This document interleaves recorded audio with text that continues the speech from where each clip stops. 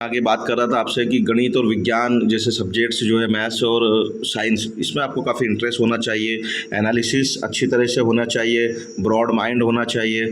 फिर आपके पास में इमेजिनरी वे में आपको होना चाहिए। अगर आप इमेजिनरी है और उसको आप कुछ कर पाने में कैपेसिटी रखते हैं कि आप इमेजिनरी वे के अंदर में आपको और आप में सृजनात्मकता है, रचनात्मकता है, नई नई चीज़ों को सीखने की, उनको डिटेलिंग करने की अगर आपके पास में कैपेसिटी, तो आप इंजीनियर बने, ये आपके लिए फील्ड बहुत अच्छा होगा। इसके अलावा आपका कम्युनिकेशंस लेवल काफ़ी अच्छा होना चाहिए, टीम के साथ में काम करने की कैपेसिटी होनी चाहिए। टीम अगर आपके पास में होगी तो आप उसको बेहतर रिजल्ट दे पाएंगे। फिर इसमें आपको जो भी आप उसमें जो चेंजेस कर रहे हैं, जो भी आप उसमें मैन्युफैक्चरिंग कर रहे हैं, प्रोडक्ट बना रहे हैं, निर्माण काम कर रहे हैं, या कोई भी आप उसके अंदर डेवलपमेंट कर रहे हैं, जो कुछ भी आप उसमें संशोधन सुधार कर रहे हैं तो या चेंजेस कर रहे हैं, तो वो चेंजेस आपके प्रॉपर वे में होने चाहिए और प्रॉपरली उन मैनर्स में, जो साइंटिफिक मैनर्स होते हैं, उसमें आप उसको करेंगे तो बिल्कुल आप उसके अंदर में काफ़ी कुछ अपना निखार कर सकते हैं, है ना। इसके अलावा आप 12वीं करने के बाद में या 12वीं के बाद में अगर आपने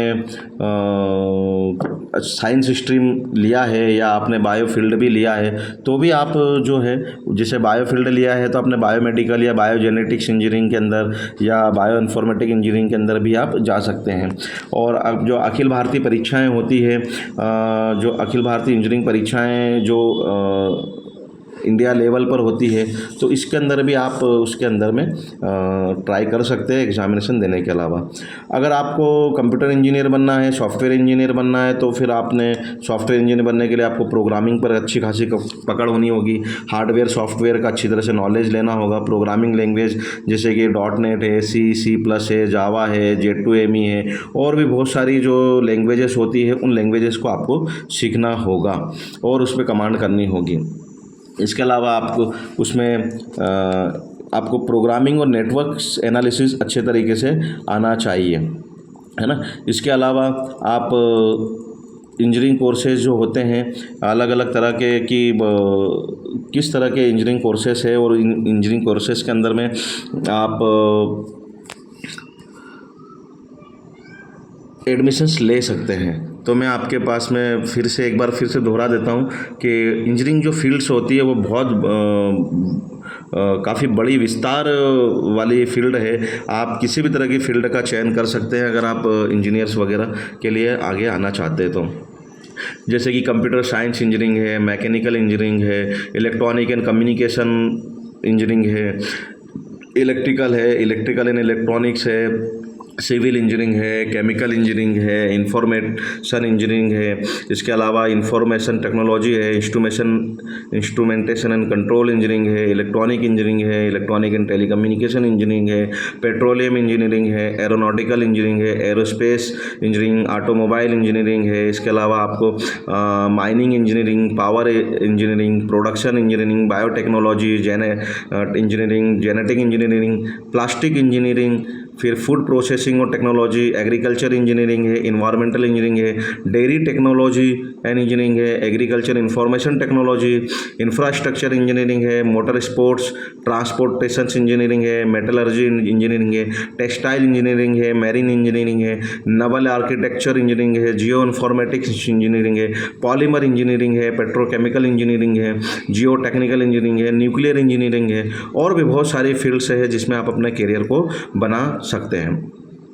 तो इंजीनियरिंग के फील्ड में जिसमें भी आप प्रैक्टिस करना चाहता है, वो ये आप पर निर्भर है कि आप उसमें यूजी प्रोग्राम को करना चाहते हैं या मास्टर डिग्री प्रोग्राम को भी आप लेना चाहते हैं, और स्नातक के साथ साथ में आप जो मास्टर वाला प्रोग्राम लेना चाहते हैं, पोस्ट ग्रेजुएशन वाला प्रोग्राम, तो इसमें आपने अपने अर्जित ज्ञान और कौशल का जो विस्तार है वो किस प्रकार से करना है, किस तरह से आपको उसको आगे लेके जाना है, और उसको जो भी प्रोडक्ट आपने डिज़ाइन किया हुआ है उस डिज़ाइन की करने के बाद में उसको कैसे पेटेंट कराना है, किस तरह से आपको कंपनीज़ के आगे उसको आपको मार्केट में लेके जाना है, बहुत सारी चीज़ें हैं जो कि आप उसमें कर सकते हैं। तो इंजीनियरिंग करने के लिए कुछ नॉर्मली FAQs होते हैं या नॉर्मली कुछ सवाल है जिसमें जो आपको मन में आते होंगे, उस बारे में हम थोड़ा से बात कर लेते हैं कि भारत में इंजीनियरिंग बनने में कितना टाइम लगता है। तो एक नॉर्मली 3 साल 4 साल के प्रोग्राम होते हैं। 3 साल के पॉलिटेक्निक डिप्लोमा इंजीनियरिंग प्रोग्राम होते हैं और डिप्लोमा इंजीनियरिंग प्रोग्राम के अंदर 3 साल का आपको डिप्लोमा मिलता है इंजीनियरिंग के अंदर। और किसी भी मान्यता प्राप्त जो आपने इंस्टीट्यूशन है या जो बोर्ड है, जैसे चाहे आपने CBSE से किया हो या स्टेट बोर्ड से किया हो या आपने ICSE से किया हो, तो आपको उसके लिए 10वीं पास होना ज़रूरी होता है। तो 10वीं के बाद में आप पॉलिटेक्निक इंजीनियरिंग कर सकते हैं, पॉलिटेक्निक कॉलेज से डिप्लोमा इंजीनियरिंग कर सकते हैं। इसके अलावा आप को जब अगर ग्रेजुएशन करना है, BE BTech करना है, तो ग्रेजुएशन के लिए आपको 10+2 यानी कि 11th और 12th, आपको 12th पास करना होगा मैथ्स और साइंस स्ट्रीम के साथ में। इंजीनियरिंग बनने के लिए दूसरा सवाल ये है कि इंजीनियरिंग बनने के लिए क्या क्या स्टेप्स होनी चाहिए, ये भी मन में आता है कि हमको क्या क्या किन चरणों से गुजरना होगा।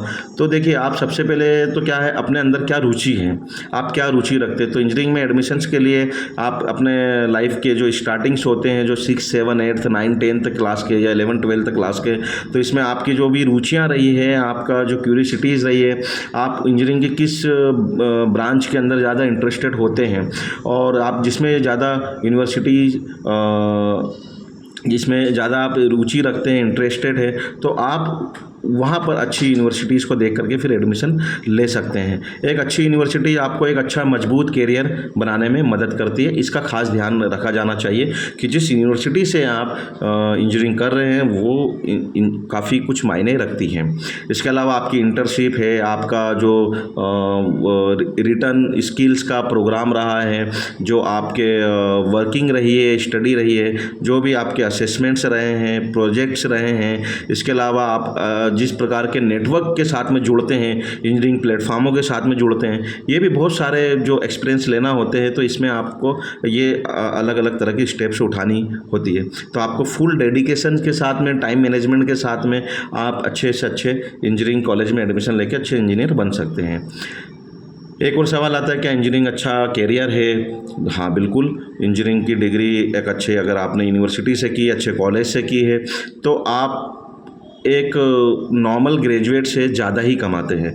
कई जगह पर 30%, 40%, 50% से भी ज़्यादा आप उससे ज़्यादा अर्न करते हैं।